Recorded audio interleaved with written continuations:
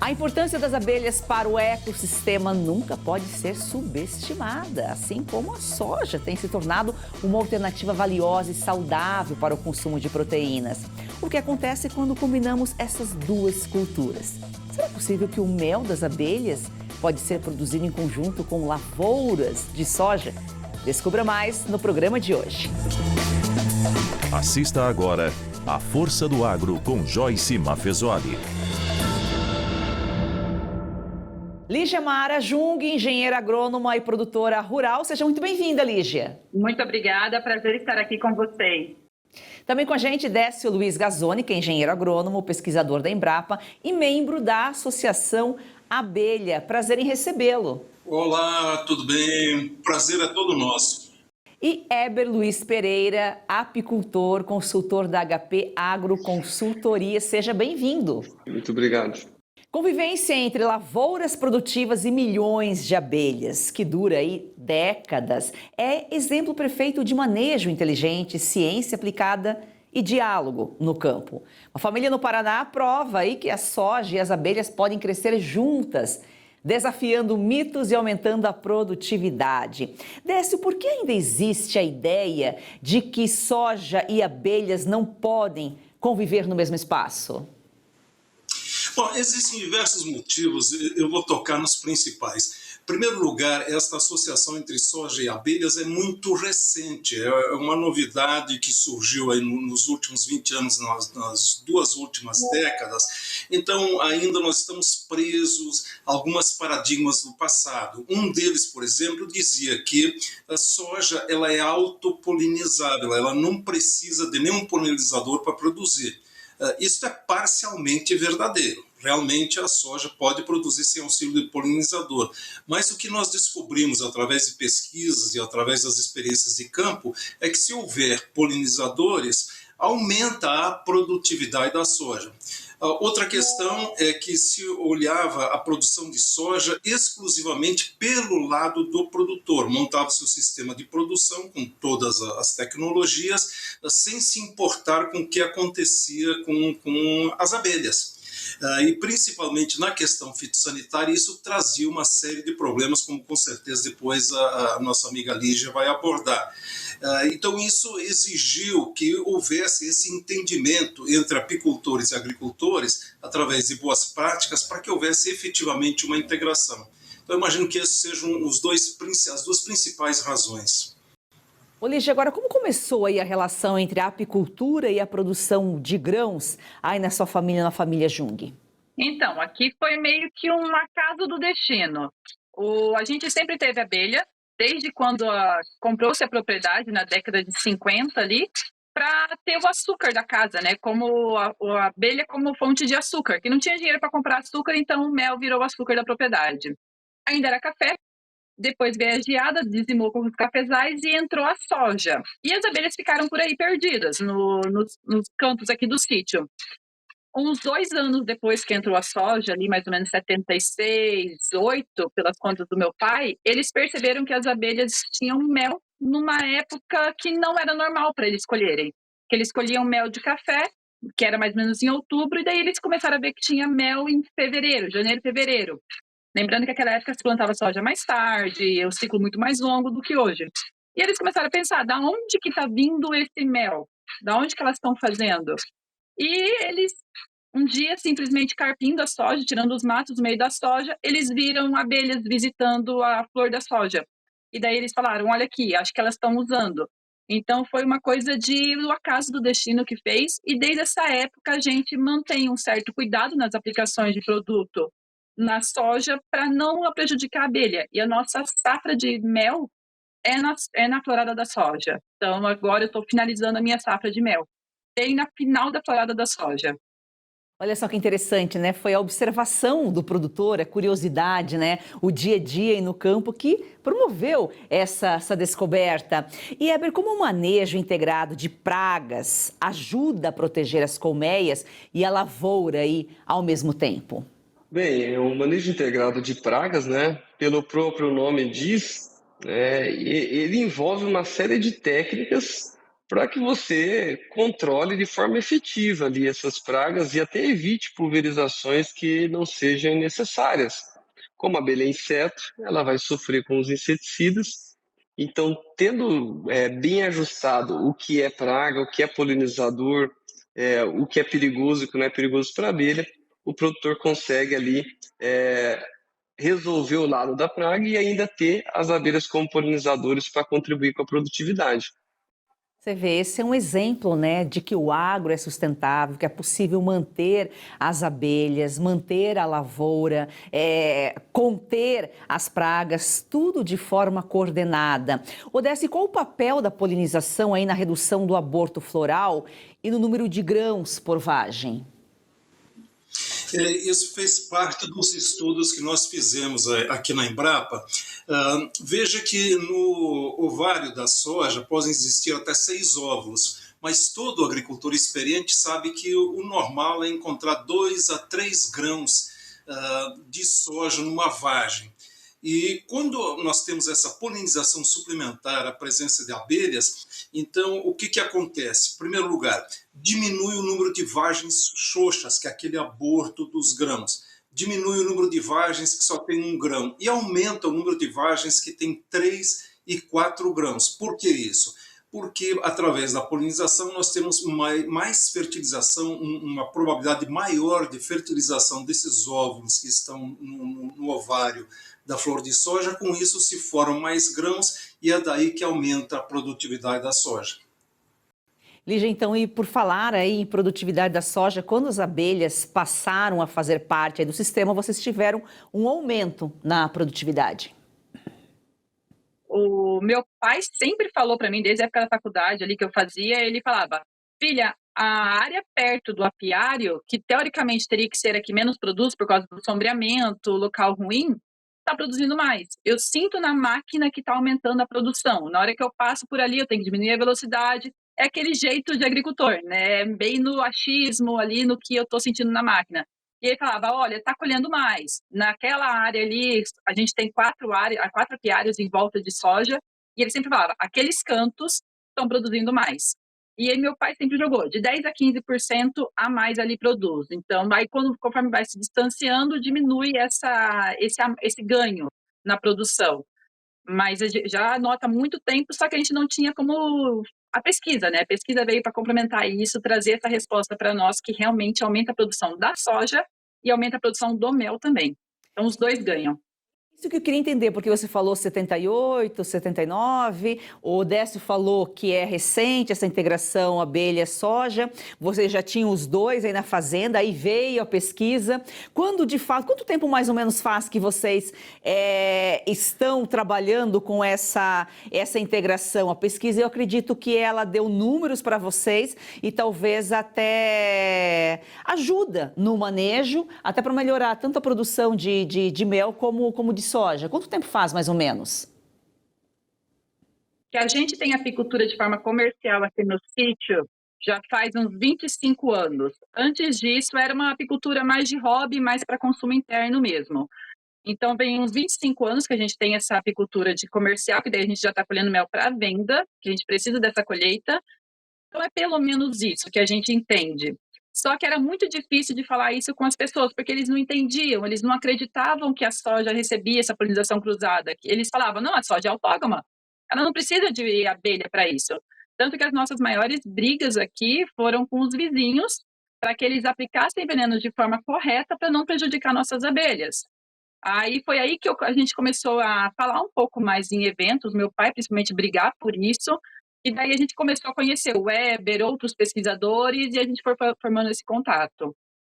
Você vê, né? O agro é um ecossistema, ele não vive só aqui, né? O terreno do vizinho também tem que ser bem cuidado, a área tem que ser bem cuidada. Não adianta eu, né, ter as práticas corretas de aplicação de defensivo se o vizinho não fizer. Weber, e qual que é a diferença aí na prática de uma área com esse manejo integrado de pragas para uma área sem? Bem, numa área que tem um manejo integrado de pragas, é possível que o agricultor ele economize, né, evitando aplicações que não sejam, né, de fato ali fundamentais, né, e Por usar ali produtos que não agridam as abelhas, a abelha ela pode contribuir com essa produtividade, né, como o Décio falou, aumentando ali parâmetros ali da produção de soja, como o número de grãos por vagem, redução de abortamento de flores, né? Então, uma coisa está complementando a outra, e o agricultor vai obter vantagem se prestar atenção nesse.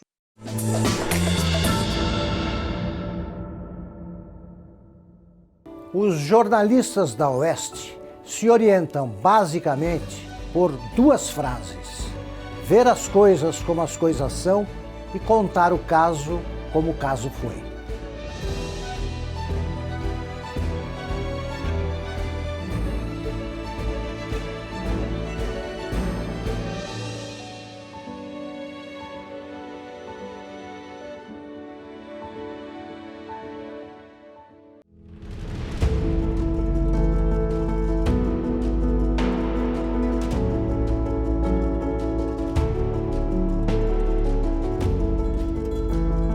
A verdade é uma só, mas diante de tantas mentiras, é preciso trabalhar duro, todos os dias, para que ela não se perca.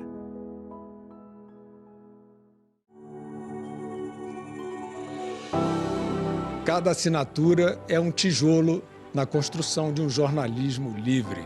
A Oeste não recebe um centavo de dinheiro público. Nossa independência é garantida por você. Nosso maior objetivo é fazer com que os fatos apareçam. Porque a verdade às vezes desmaia, mas nunca morre. Aqui na Oeste, a informação é livre. Somos a voz de milhões de brasileiros. Essa independência editorial só existe quando se tem quem a sustente. E quem sustenta a Oeste é você, nosso assinante. Esse apoio transforma propósito em realidade. É a confirmação de que o jornalismo real ainda encontra espaço para crescer. É a prova de que o Brasil defende a liberdade de expressão.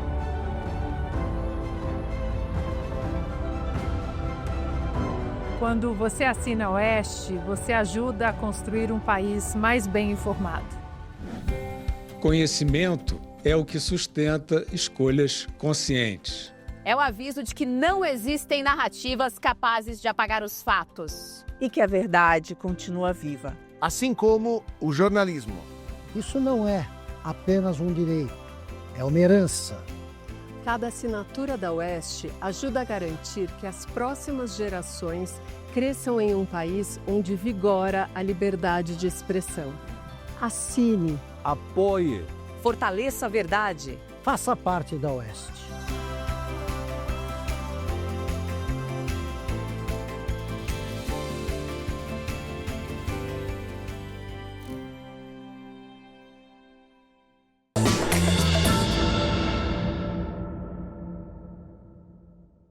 Ô, Lígia, vou te fazer uma pergunta que parece óbvia, mas, claro, não é só ter mais, às vezes nem sempre o mais representa mais, às vezes pode ser menos. Compensa, então, o investimento? A abelha está de graça, ela faz o serviço de graça, ela não cobra por isso. Você só precisa liberar uma área de mata ali que talvez está desocupada, que não tem ganho nenhum, que dê acesso para o apicultor chegar nessa área para conseguir manejar as colmeias, e a abelha retorna isso em maior produtividade. A gente hoje paga para ter produtos que eles prometem que vai dar um aumento de produtividade. A abelha está aí de graça, ela não paga nada, ela não cobra nada, quer dizer. Ela só quer trabalhar ali e ser cuidada. Então, com poucos cuidados, você consegue fazer esse manejo, consegue ter apicultura ali. E ainda, se você tomar cuidado com o mídia ali, usar a época certa, a entrada correta, você ainda consegue diminuir o custo da produção. Ô, Décio, como a ciência aí da Embrapa, das universidades, contribui para esse modelo de convivência? Porque a Lígia colocou aqui há pouco que a pesquisa, né, quando ela conheceu os pesquisadores, foi importante para até os vizinhos entenderem, né, que essa convivência é possível, mas depende também fora da minha área. E aí que entra o papel da pesquisa, né? O que a Lígia coloca é fundamental. Nós, pesquisadores, instituições de pesquisa, universidades, nós precisamos desse feedback, desse retorno de agricultores. Aquela informação que ela colocou do pai dela, do seu Antônio, para nós mesmo qualitativamente é importante. No momento que diz, olha, aqui perto do apiário está aumentando a produtividade de soja, mesmo sem dizer quanto, de que forma, etc. e tal, é uma informação importante porque aí nós vamos aplicar método científico e vamos comprovar e vamos colocar números nisso aí. E foi o que nós fizemos ao longo desse período. Nós obtivemos aí ganhos de produtividade que variam de 10 a 20, por vezes mais de 20%. E isso que a Lígia colocou é fundamental, é importantíssimo atentar para isso. Como em si o sistema de produção pouco muda, afora aquelas questões que o Weber colocou muito bem a respeito de manejo de pragas, que inclusive podem diminuir o custo de produção, o normal é que o custo de produção permaneça o mesmo, a mesma quantidade de sementes, a mesma quantidade de adubo, a mesma quantidade de diesel, por vezes até menos agrotóxico, mas aumenta a produtividade. Então, o ganho do agricultor é na renda líquida, aumenta a renda líquida. Os nossos estudos mostram que você pode retirar até 1/3 do teu custo de produção só por esse ganho a mais de produtividade. Então, são essas coisas que nós estabelecemos. E a partir disso, como a Lígia bem colocou, nós elaboramos todo um conjunto de boas práticas agrícolas. O Weber trabalhou muito nisso. Hoje isso é uma cartilha que está disponível no Senar, já tem também um curso de ensino à distância no Senar, que é para trazer mais agricultores, mais apicultores para promover essa integração. Já só parece uma coisa tão óbvia, tão lógica, né? Mas precisa ter o conhecimento. Lígia, o que a família aprendeu aí depois de perdas causadas por aplicações indevidas? A gente não aprende só com o certo, inclusive com o errado a gente aprende também, né? A gente perdeu aqui numa aplicação errada do vizinho. A gente de 120 colmeias, perdemos 64 colmeias e o resto ficou no morre ou não morre aí por uns 2 anos, até recuperar tudo. Então, foi bem dolorido para nós, foi uma perca de um dinheiro, uma renda extra que a gente tem aqui, que salva a gente muitas vezes. A gente tem uma pequena agroindústria, o mel é uma pequena porcentagem, mas faz uma falta danada, assim, com uma pequena propriedade que nem a nossa. Então, aquilo doeu bastante. A gente teve que correr atrás, a gente teve que descobrir caminhos, tirar pedras do caminho, porque a gente não sabia para onde ir. O pessoal chamava a gente de louco. E então, quando o Décio apareceu aqui em casa, junto com o Weber, sobre essa pesquisa, a gente falou assim, agora as coisas vão caminhar mais tranquilo. E realmente, a pesquisa trouxe esse clareamento para os agricultores, porque quando a gente coloca assim, a Embrapa está dizendo isso, eles falam, opa, peraí, então tem uma pesquisa, tem uma referência super importante aí que os agricultores respeitam sobre isso. Então, hoje está muito mais fácil falar com os agricultores sobre, falar assim, toma um pouquinho de cuidado, não precisa mudar muita coisa, não precisa reinventar a roda. Às vezes, uma mudança do horário de aplicação já ajuda a gente. Então, isso aí ajudou muito. O Décio já falou aqui que virou uma cartilha, então o programa ele pode ser replicado, estendido aí para outras regiões, né, Décio? Exatamente. Isso está crescendo de uma forma exponencial. Começou com pequenos pioneiros, como esse relato da Lígia, eram poucos, escassos, e a gente vê que esse número multiplica-se a cada ano. Hoje nós temos diversos exemplos, não apenas no Paraná, temos exemplos no Rio Grande do Sul, Santa Catarina, Mato Grosso do Sul, Mato Grosso, Bahia, Goiás. São diversos exemplos de integração que acontecem e com isso todos estão ganhando. Ganha apicultor, que mais do que dobra a sua produção de mel, ganha o sojicultor, que aumenta aí 10, 15% sua produtividade, ganha o meio ambiente, protege a biodiversidade. E veja bem, o Joyce, no âmbito desse acordo que foi assinado sábado entre Mercosul e União Europeia, essa questão de sustentabilidade é fundamental, porque muitas das restrições, das salvaguardas que os europeus estão colocando para as nossas exportações, vêm justamente na questão ambiental. E a abelha é um indicador de saúde ambiental. Isso vai fazer parte do nosso currículo de bom comportamento do agricultor. Vai ser um indicador da sustentabilidade da agricultura brasileira e vai abrir mercados para a gente na União Europeia e outros países. Exatamente, é só mais uma prova de como o agro brasileiro é sustentável. Heber, a Lígia já falou aí um pouquinho, mas então quais são os cuidados para preservar o enxame durante as safras? Imagino que seja aí, você não vai deixar de usar o aplicativo, mas às vezes um horário que você muda, né? A forma que você aplica protege as abelhas e também protege a safra contra pragas. São boas práticas agrícolas, essa questão do horário, da tecnologia de aplicação, e também as boas práticas apícolas, de você cuidar bem das abelhas, né, ter um apicultor parceiro que seja responsável, que mantenham elas bem alimentadas, que mantenham elas fortes. Abelhas fortes, elas são mais resistentes, elas bem alimentadas, elas evitam fontes suspeitas, né? A abelha, nos trabalhos que fizemos com o Décio no estado do Mato Grosso, após uma pulverização de algo perigoso, se as abelhas não estavam presentes na lavoura, elas não entravam na lavoura, né, por um período, até ficar seguro. Elas refugam, né, uma fonte alimentar se tiver algum cheiro suspeito. Então, são boas práticas agrícolas, mais as boas práticas apícolas. Terem as abelhas bem cuidadas e ter uma aplicação correta.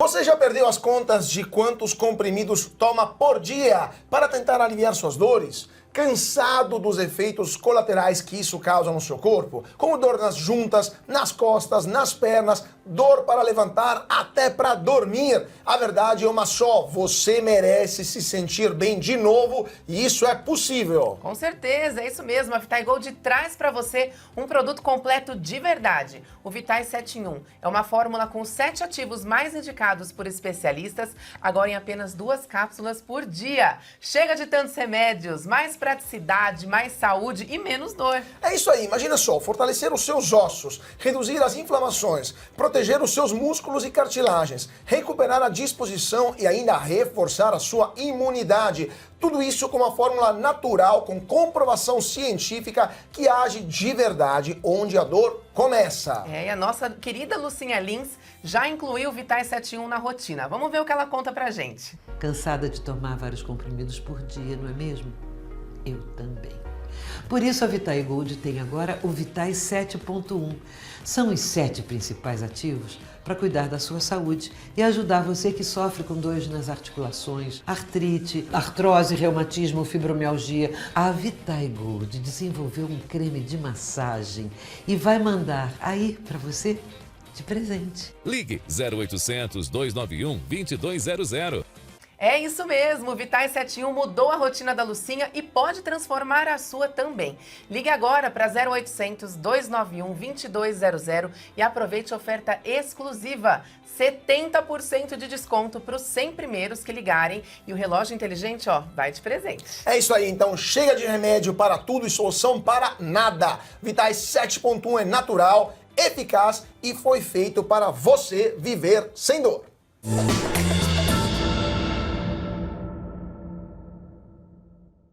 Lígia, você falou no início sobre o aumento da produtividade da soja, mas claro, aumentou também o mel, né, com a florada da soja, porque vocês produziam o mel a partir do café e quando o teu pai observou lá que tinha produção, né, de mel em outras épocas, chegou-se à conclusão que a soja também permitia, né, essa produção e aí você acabou produzindo muito mais.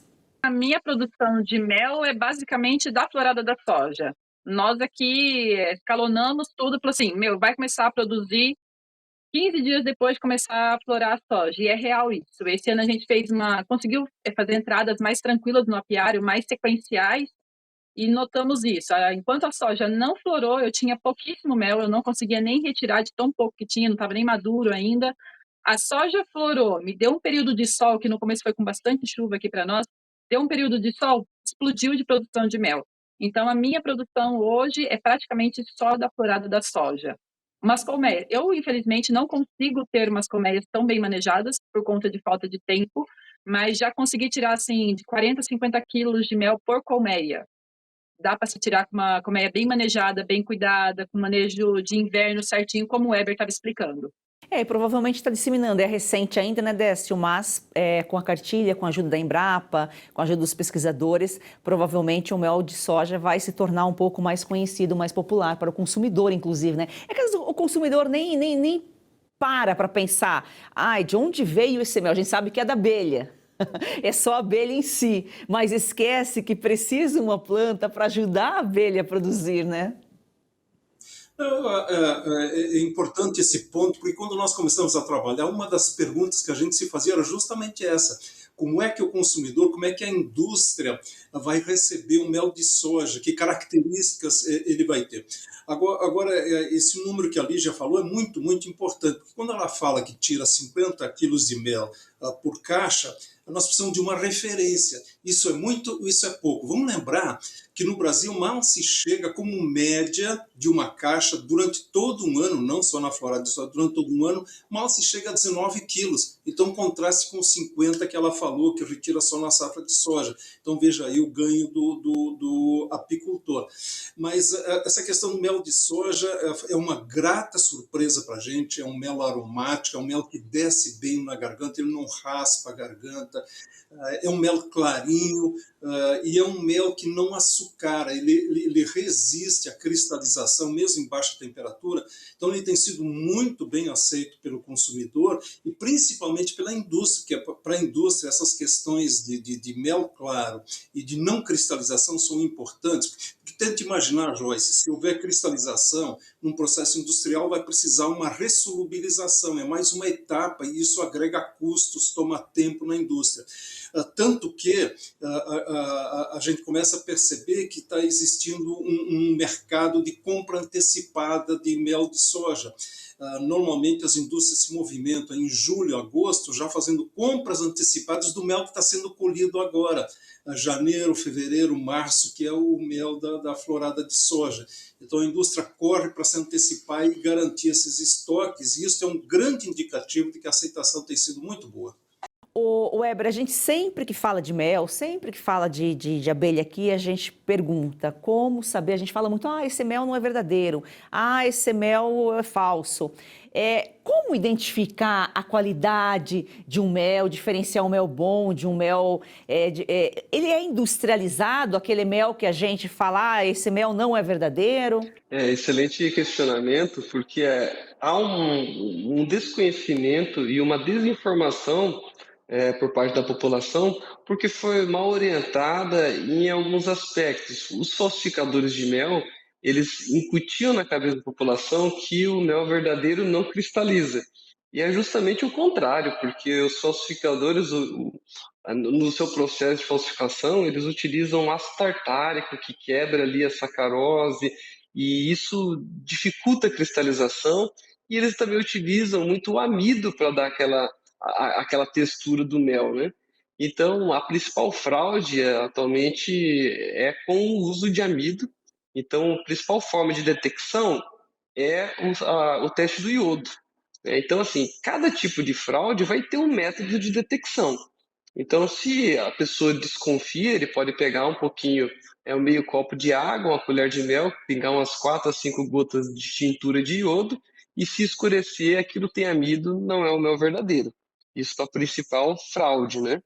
Mas, assim, o correto é a pessoa, se ela conhecer um apicultor de confiança, ela comprar com esse apicultor e no mercado comprar, ou no comércio em geral, comprar produtos que têm o selo de serviço de inspeção, né? O SIM, o CI, o CIF, tá? E na indústria não é passado por processo nenhum. O que acontece é que a indústria ela recebe de um produtor o mel mais escuro, às vezes o mel mais claro, e ela faz um blend para padronizar a coloração, já que o cliente compra com os olhos, é uma questão mercadológica. Então você vai no mercado, você vai comprar um blend de méis de várias regiões, de forma padronizada, mas ele não passou por nenhum processo, a não ser que ele tenha sido cristalizado em algum momento e passa pelo processo de descristalização com aquecimento controlado em temperatura que não prejudique a qualidade do mel.